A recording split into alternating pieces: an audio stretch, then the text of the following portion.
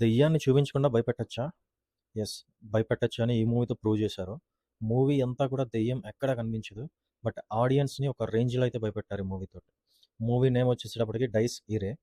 మోహన్ లాల్ కొడుకు ప్రణవ్ మోహన్ లాల్ ఈ మూవీలో హీరోగా యాక్ట్ చేశారు. అండ్ అతను తప్ప మిగతా ఎవ్వరు కూడా మనకి ఈ మూవీలో తెలీదు. అండ్ ఈ మూవీ మలయాళంలో రిలీజ్ అయింది. అండ్ ఆల్ లాంగ్వేజెస్‌లో థియేటర్‌లో రిలీజ్ అయితే జరిగింది. సో, ఈ మూవీ గురించి మనం తెలుసుకునే ముందు welcome back to our channel no star rating.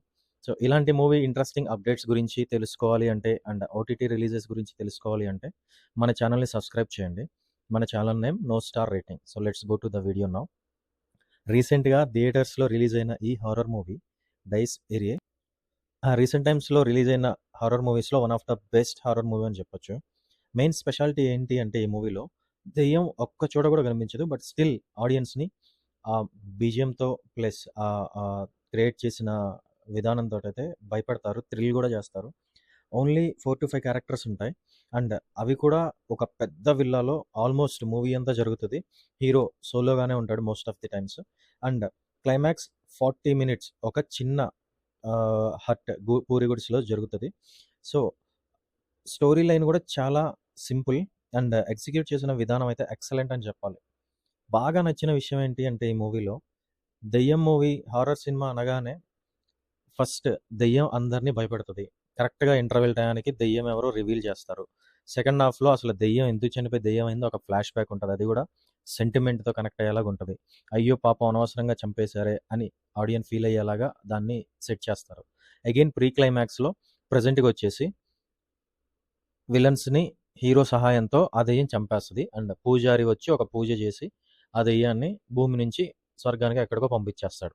So, ఈ ఫార్మాట్ హారర్ మూవీ అనగానే ఏ హారర్ మూవీలో అయినా గానీ ఈ ఫార్మాట్ ఖచ్చితంగా ఉంటది. బట్ ఈ మూవీలో నేను చెప్పిన ఈ పాయింట్స్‌లో ఏ ఒక్కటి కూడా ఇందులో కనిపించవు. ఆ విషయం బాగా నచ్చింది. ఫ్లాష్ బ్యాక్ కూడా జస్ట్ ఓన్లీ వన్ మెసేజ్, మాటలు కూడా ఉండవు. ఓన్లీ ఒక్కటే ఒక మెసేజ్ తోటి మనం అర్థమయ్యేలాగా ఎక్స్‌ప్లెయిన్ చేస్తారనమాట. సో, అది బాగా నచ్చింది ఎస్పెషల్లీ. సో, క్లైమాక్స్ అన్‌ఎక్స్‌పెక్టెడ్ అసలు ఎక్స్‌పెక్ట్ చేయలేం మనం. రియల్‌గా జరిగిన ఇన్సిడెంట్స్ అని చెప్పి సినిమా స్టార్టింగ్‌లోనే చూపిస్తారు మనకొక స్క్రీన్‌లో. సో, ఆ ఇన్సిడెంట్ ఏంటో క్లైమాక్స్ చూస్తే అర్థమవుతది. సో, నిజంగా అలా చేసేవాళ్ళున్నారు. మనం న్యూస్‌లో చాలానే చూసుంటాం. సో, అలాంటి ఒక ఇన్సిడెంట్‌ని తీసుకొని క్లైమాక్స్ అయితే క్రియేట్ చేశారు. సో, బాగా థ్రిల్లింగ్‌గా అనిపిస్తది క్లైమాక్స్ ఎపిసోడ్ అంతా కూడా. సో, పెర్ఫార్మన్సెస్ గురించి చెప్తే Pranav Mohan Lal extraordinary performance. Movie starting నుంచి ఎంగేజింగ్‌గానే ఉంటుంది తన character and super chill character. ఆ క్యారెక్టర్‌కి 100% న్యాయం అయితే చేశాడు. ఇంకా డైరెక్టర్‌కి హ్యాట్స్ ఆఫ్ చెప్పాలి.